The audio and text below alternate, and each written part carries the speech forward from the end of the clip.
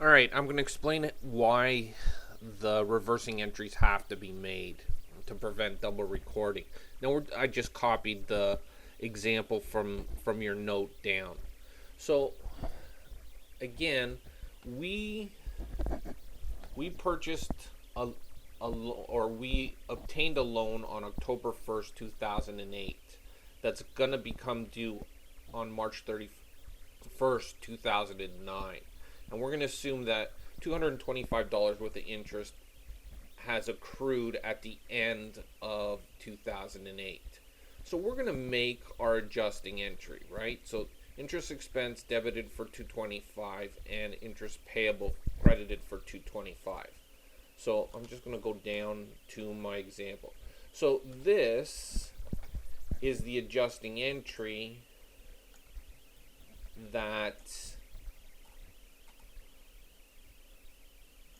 will appear in our T account. Forgive all the graphics because I need them to explain it. Okay, so that's our adjusting entry at the end of 2008. Now, what else happens at the end of 2008? What we're going to do is we're going to make a closing entry. So we're going to close out all the expenses.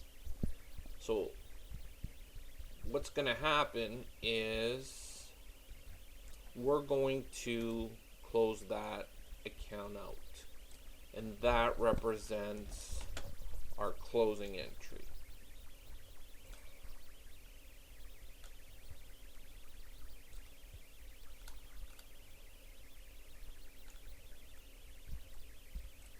Alright, so that will represent our closing entry.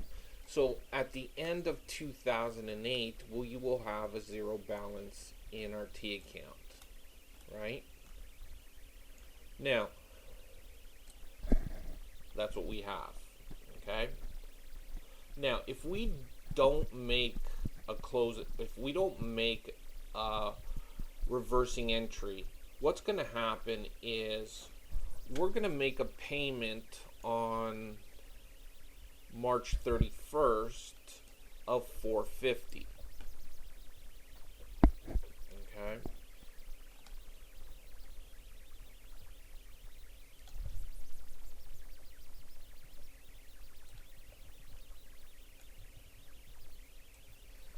Okay, and then we would close this out, and again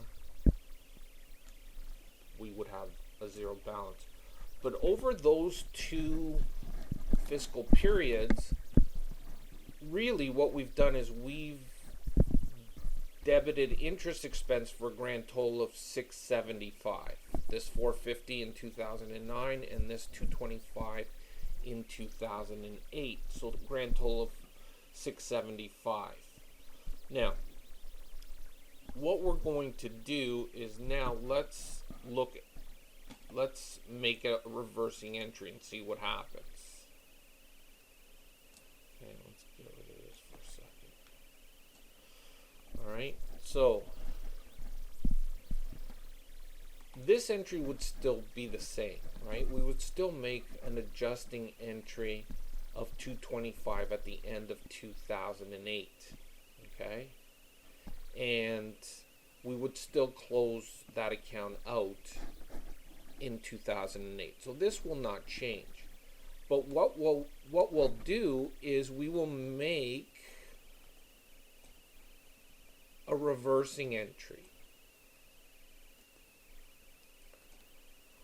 Move this down for a sec.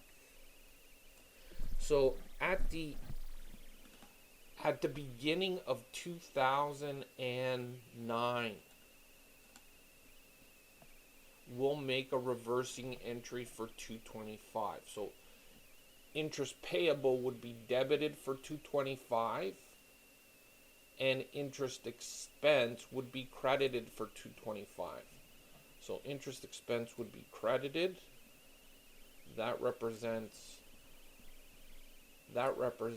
our reversing entry.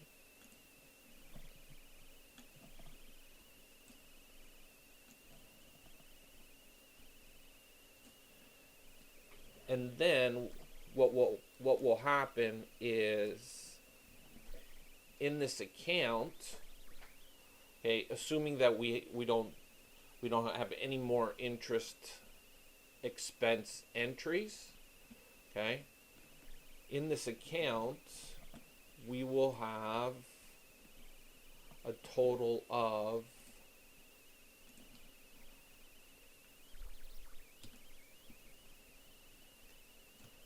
$225.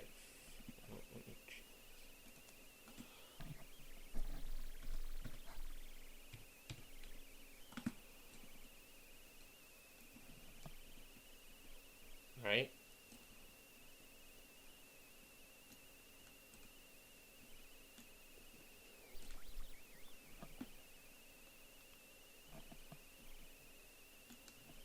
Get rid of that.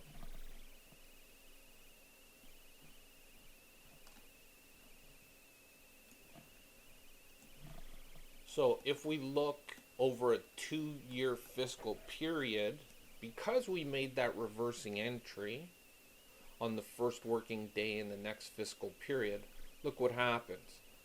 Interest expense in 2008 is 225, and interest expense in 2009 is also 225, right?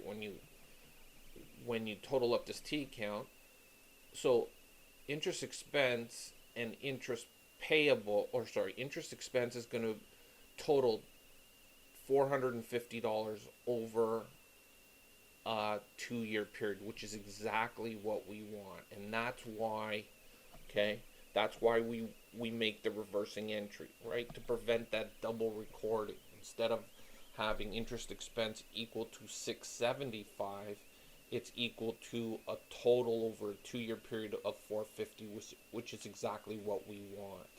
Okay.